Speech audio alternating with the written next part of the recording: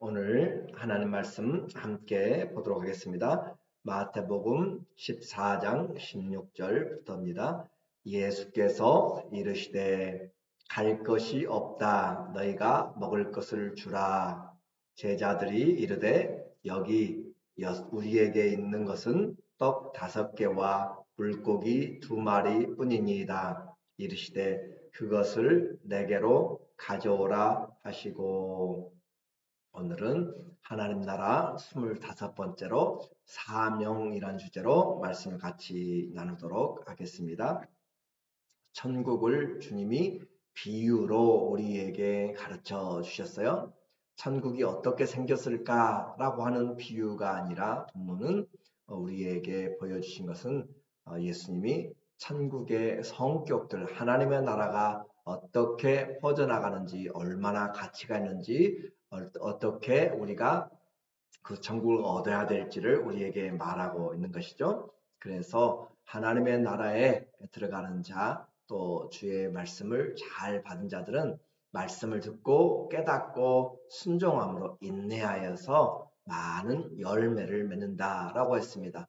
하나님의 나라의 열매를 우리에게 말씀하시죠. 그래서 천국의 서기관들처럼 우리들은 여러 비유들을 통하여서 각 상황에 맞도록 옛 것과 새 것을 내어오는 그런 제자들처럼 서기관들처럼 하나님의 말씀으로 우리가 세상을 향하여서 천국을 증거해야 될 것을 말했어요. 이렇게 복음을 전파되는 곳에 기쁨과 또 슬픔, 희비가 나누어지게 되는 것을 보게 됩니다. 하나님 나라라고 해서 우리에게 모두가 다 기쁨과 환희만 있는 것이 아니고 그 하나님의 나라에 함께 가라지도 자란다고 그랬고 양들 사이에 이리도 있다라고 했어요. 염소도 있다라고 했어요. 그래서 이와 같은 우는 사자 같은 자들이 찾기 때문에 하나님의 나라를 향하여 나갈 때 우리에게 주신 사명이 중요합니다. 그래서 하나님의 사명을 우리가 어떻게 잘 감당할 것인가? 오늘 우리 14장에서는 세례 요한의 죽음과 예수 그리스도의 오병이어의 기적을 우리에게 말씀해 주고 있어요.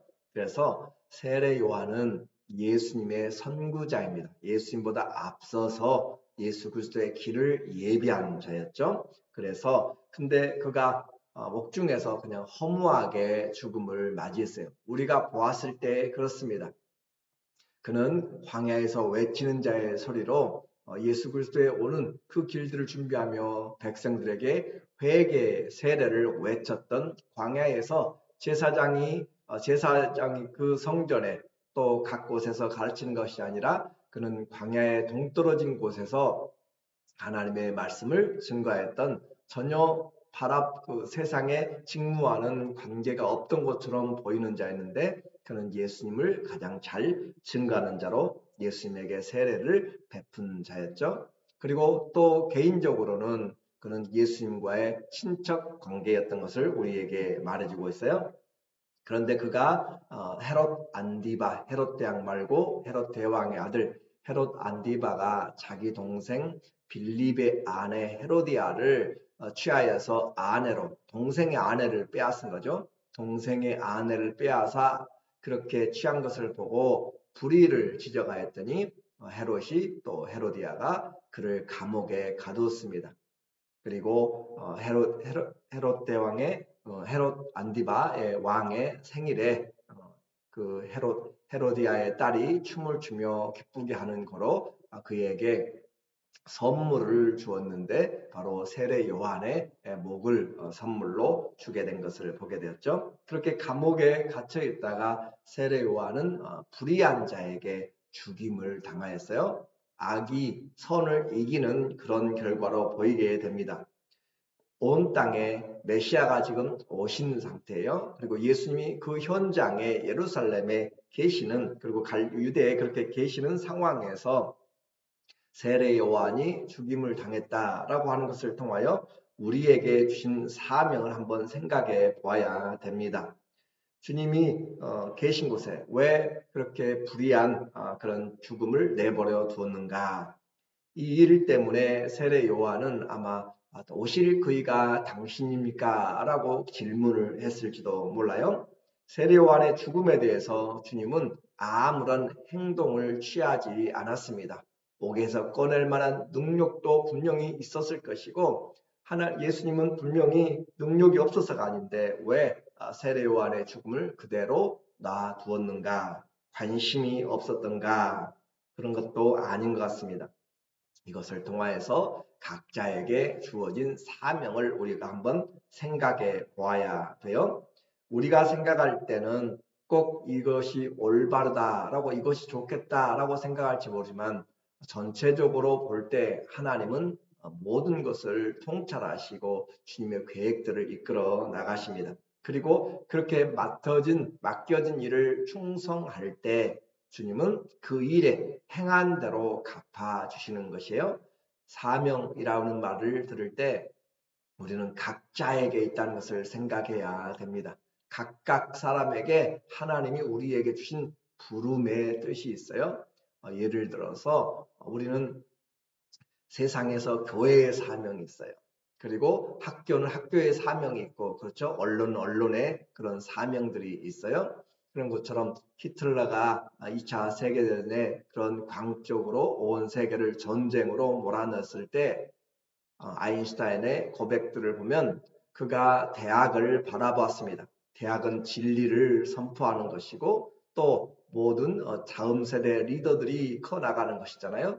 그래서 모든 독재들이 있어도 대학은 데모를 하고 올바른 길을 자성을 외치는 것인데 대학을 바라봤더니 대학의 교수들도 학생들도 침묵하고 오히려 독재자를 찬양하고 있습니다.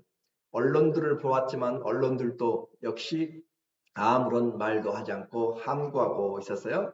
그는 실망하였고 그때 교회를 바라보았더니 교회는 예수 그리스도의 그 이름을 가지고 독재자에 대한 것을 올바로 지적하면서 오히려 고난을 받고 어려움을 겪고 있었고 이 아인슈타인은 교회에 관심이 없었지만 그러나 교회가 하는 일을 통하여서 그의 긍정적인 생각들을 표현했다라는 그런 고백이 있습니다. 사명, 어렵고 힘들 때에 더 밝히 빛나는 것이죠. 그래서 어떻게 사명을 감당할 것인가 결코 쉽지 않습니다. 때로는 생명을 걸어야 될 필요가 있습니다. 그래서 하나님 앞에 올바른 사명을 해나가는 이 오늘 세례 요한은 예수 그리스도를 백성에게 소개하는 가장 중요한 일을 그는 성실하게 잘 수행했어요. 그래서 세례 요한이 예수님에게 세례를 베풀었고 또 자기를 따르는 제자들, 원래 베드로와 안드레와 요한 이 사람들은 다 세례 요한의 제자들이었어요.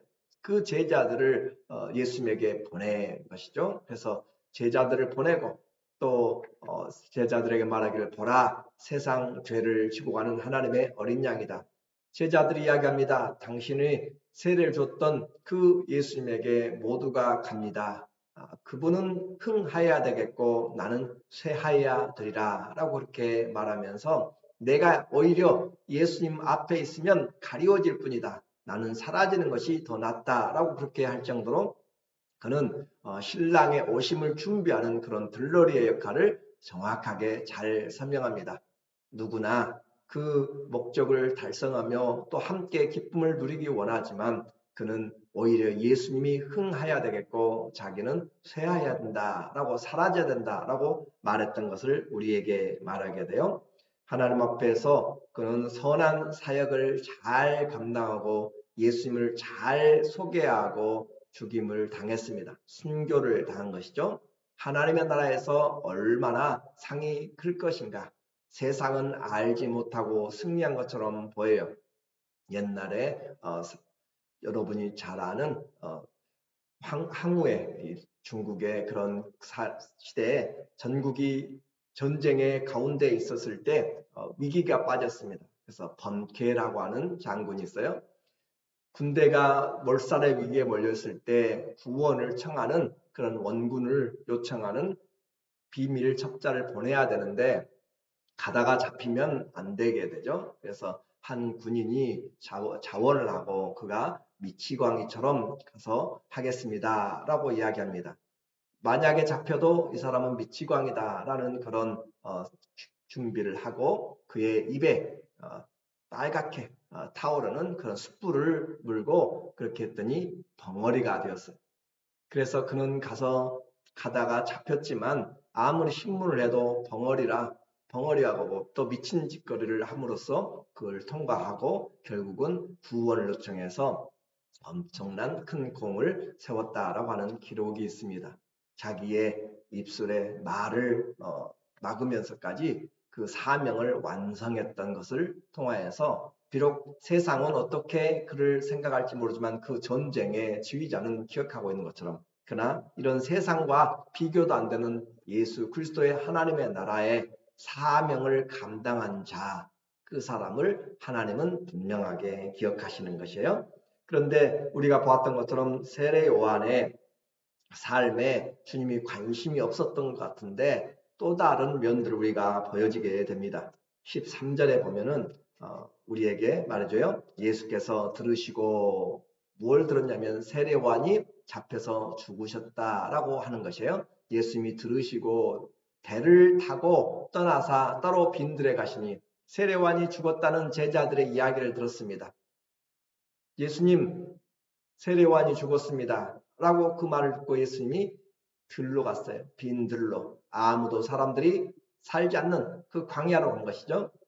배를 타고 떠나서 따로 빈들로 가셨어요. 마음이 아마 착잡하셨던 것 같습니다. 그래서 사역이 손에 잡히지 않았고 멀리 빈들로 가서 하나님의 뜻이 무엇인가 그렇게 하나님 앞에 기도하며 또 예수님이 세례요한의 죽음을 애통하시는 것 같습니다. 그런데 그것까지 무리가 듣고 여러 고을로부터 걸어서 따라간지라 예수께서 나오사 큰 무리를 보시고 불쌍히 여기사 그 중에 있는 병자를 고쳐 주시니라. 그렇게 예수님의 그 말씀을 듣고 따로 가서 계시는 것을 통하여서 예수님이 관심이 없었다거나 인정이 없다거나 그런 내용이 아님을 우리에게 말씀해 주고 있어요. 그래서 주님이 몰인정에서 세례요한의 죽음에 침묵한 것이 아니고 세례요한은 세례요한의 사명이 있고 할 수 있음에도 불구하고 그냥 놔둬야 되는 때가 있습니다. 그것이 오히려 옳기 때문에 그래요. 예를 들어서 여러분의 자녀들이 학교에서 힘든 공부를 하고 있고 훈련을 하고 있고 아니면 직장에서 어려운 일들의 상황들이 있어도 분명히 도와줄 수 있는 회장이 여러분이 그 관계가 있고 아니면 여러분 직접 도와줄 수 있는 능력이 있어도 그 과정을 통과하기를 바라는 것이죠. 왜냐하면 필요한 것이기 때문에 그래요. 그래서 무조건 돕는다고 해서 잘 키우는 것이 아니고 때로는 주어진 일들에 힘들고 어려운 과정들을 겪어나가도록 그렇게 놔둬야 될 때가 있는 것처럼 하나님은 합력해서 선을 이루십니다. 광야 빈들에서 주님을 따르는 자들에게 그들에게 주님이 너희가 먹을 것을 주라 라고 그렇게 이야기합니다. 너희가 주라. 그렇게 해서 그들이 가지고 있던 물고기 5마리와 또 보리떡 2개를 통하여서 오병이어죠. 거꾸로 이야기했습니다. 물고기 2마리와 보리떡 5개를 통하여서 남자만 5,000명을 먹이고 또 여자와 또 어린아이들이 함께 있었다라고 그렇게 이야기하죠. 20절에 보면 다 배불리 먹고 남은 조각을 12바구니에 차게 거두었으며 주님은 분명히 그 앞에 나온 사람들을 긍휼히 여겼고 그들이 기진할까 그렇게 생각하면서 그들을 불쌍히 여기며 먹이는 공급하시는 주님이었습니다. 그러니까 주님이 인정이 없거나 그런 내용이 아니고 능력이 없거나 그런 부분이 아니라 각자에게 주어진 사명을 감당하도록 주님은 그 길들을 그냥 허락한 것이죠. 먹은 사람은 여자와 어린이 외에 5,000명이나 되었더라 라고 그렇게 표현해요. 이와 같이 빈들에서 주님이 기적을 행하였고 이 기적을 본 사람들은 예수님에 대해서 새로운 눈을 다시 또 뜨기 시작하였습니다. 이제 세례요한도 죽었기 때문에 그들의 선택은 분명했어요. 이 분이 바로 메시아다라고 하는 것이 점점 확증이 되는 것이고 이제 예수 그리스도 이분만 모시고 살면 먹을 것 걱정이 없다는 것이죠. 요즘 경기가 많이 인플레이션으로 모든 것들이 힘들어질 때 예수님이 그냥 조그마한 것으로 몇백 개, 몇천 배의 그런 뻥튀기를 하셔서 주님이 공급하신 것을 보면서 먹을 것 걱정이 없겠다, 살 것 걱정이 없겠다라고 하는 것이에요. 그래서 예수님을 잡아서 억지로 임금을 왕을 삼으려고 했습니다. 요한복음 6장 14절에 보면 그 사람들이 예수께서 행하신 이 표적을 보고 말하되, 오병이어의 표적이에요. 이 표적을 보고 말하되 이는 참으로 세상에 오실 그 선지자라 하더라. 고백이 점점 더 분명해지죠. 예수 그리스도와 경쟁하는 것 같이 보였던 세례요한이 사라졌습니다. 그리고 예수님은 더 분명히 바로 그 선지자라라고 그렇게 사람들에게 각인되기 시작했고, 그러므로 예수께서 그들이 와서 자기를 억지로 붙들어 임금으로 삼으려는 줄을 아시고 다시 혼자 산으로 떠나가시니라. 예수님은 지금 백성들이 그렇게 요구하고 있어도 그것이 주님의 사명이 아닙니다. 예수님이 이 땅에서 왕으로 올라서 그들을 도와주고 먹이고 하는 것이 사명이 아니라 주님의 사명은 인류의 죄를, 우리의 죄를 대속하는 그 구속을 이루는 십자가가 주님의 사명이었기 때문에 주님은 사람들의 이와 같은 일들에 대하여서 따로 떠나가서 기도하러 가셨다라고 하는 거죠. 사명 앞에 여러 가지 유혹이 있습니다. 이것을 회유하기도 하고 미혹하기도 하고 여러 가지가 있게 되는 것이에요. 그럴 때 예수님은 기도하심으로 하나님 앞에 올바로 사명을 찾아가신 것들을 우리가 보게 됩니다. 그리고 뿐만 아니라 이런 분위기가 점점 업이 되어서 사람들이 들떠있고 그럴 때 제자들까지도 함께 들떠가지고 부하내동할까 싶어서 예수님이 그 많은 사람들, 남자들만 5천 명이니까 여자 또 어린아이까지 어른들까지 하면은 뭐 2만 명이 넘는 그런 숫자로 예를 들어서 표현할 수 있잖아요. 그 어마어마한 사람들을 예수님이 지금 혼자 다 지금 정리를 하고 제자들을 먼저 배를 태워가지고 내보내고 있어요. 너희들 먼저 가라라고 하면서 예수님이 이 기적을 행하고 뒷정리를 하고 계세요. 마태복음 14장 22절에 보면 이 사건을 지금 같이 이야기하고 있어요. 오늘 본문에 예수께서 즉시 제자들을 재촉하사 오병이어의 기적을 하고 사람들이 지금 예수님을 왕으로 만들려고 하는 그런 분위기 속에서 예수님이 안 되겠다, 제자들이 지금 눈이 버리겠다라고 하는 거죠. 마음이 변하겠다. 그렇게 해서 예수님이 즉시, 이 표현들을 우리가 표현을 잘 봐야 되는 거죠. 즉시 제자들 재촉해서 안 가려고 하는 제자들, 이 분위기에 더 얽매여서 지금 예수님을 함께 등에 업고 뭔가 해보려고 하는 그런 자들의 마음을 완전히 끊어내는 거죠. 즉시 제자들을 재촉해서 자기가 무리를 보내는 동안에 배를 타고 앞서 건너편으로 가게 하시고 제자들과 따로 분리시켜요. 그래요. 우리가 사명을 감당할 때 때로는 보지 말아야 할 것이 있고 듣지 말아야 할 것이 있고 하나님 앞에 먼저 해야 될 것들을 놓쳐버리면 안 되게 돼요. 그리고 무리를 보낸 후에 기도하러 따로 산에 올라가시니라. 저물매 거기 혼자 계시더니 제자들은 배 타고 지금 바다로 가고 있는 상황이죠. 오늘 우리에게 말씀한 바는 분명합니다. 예수님이 지금 그들의 먹고 사는 것을 해결해 주는 것이 사명이 아니에요.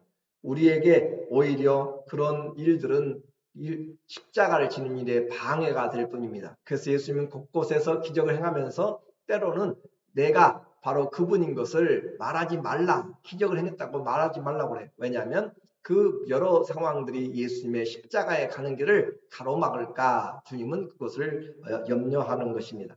그래서 지금 우리에게도 똑같은 사명이 있어요. 사명은 방해받아서 안 되고 우리는 주님의 부르심으로 살아도 주님을 위하여서, 또 죽어도 주님을 위하여서, 그리고 먹든지 마시든지 무엇을 하든지 하나님의 영광을 위하여 사는 분명한 사명이 있습니다. 때를 얻든지 못 얻든지 예수님이 그리스도가 되었다는 사실을 증거해야만 되는 것이죠. 그 십자가의 길을 예수님이 잃어버리지 않았던 것처럼 또 사명을 위하여서 자기 입술에 그렇게 습수를 넣어서 말을 잃어버리면서도 사명을 감당한 그런 장군처럼 오늘 우리에게 시대를 좇아서 하나님이 맡겨주신 사명을 올바로 보는 것이 중요합니다. 그래서 내가 여기까지 이뤘으니까가 아니라 바울은 내가 앞에서 부르신 그 부름의 상을 위해서 뒤에 것은 다 잊어버리고 앞을 향하여 가노라. 많은 신앙인들이 큰 일들을 한 우리 모두가 자만하고 나중에는 다 넘어질 수 있는 것이 이제까지 해온 추억으로, 기억으로 그것으로 삶을 마무리하려고 하면 실패하게 되는 것이에요. 주님의 부르심에는 마지막까지입니다. 충성은 마지막까지예요. 마지막이란 것은 죽음까지란 것을 이야기해요. 그래서 주님 앞에 우리는 부르심의 상을 향하여서 끝까지 달려가야 됩니다. 때로는 세례 요한처럼 억울하고 불의한 일들이 일어나고 백성들의 소원들이 우리를 붙잡을 수가 있어요. 그래도 십자가를 지고 주님을 따르는 그 길이 가장 중요하고 우선순위입니다.